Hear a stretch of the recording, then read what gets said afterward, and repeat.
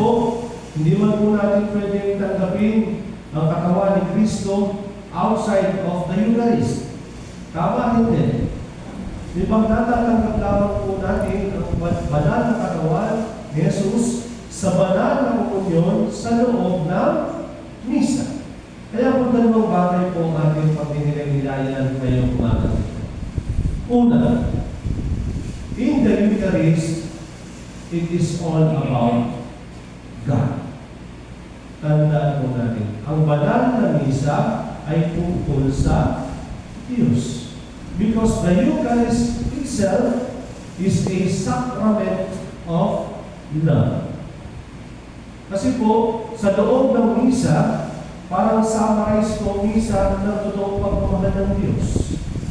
Kasi ang misa po ay summarize ng pag-aalay ng Diyos na kanyang buhay para sa ating lahat. Kaya po tinatanggap natin si Jesus sa banal na misa para po sa ating spiritual na kalakasan, para po sa ating pananampalataya.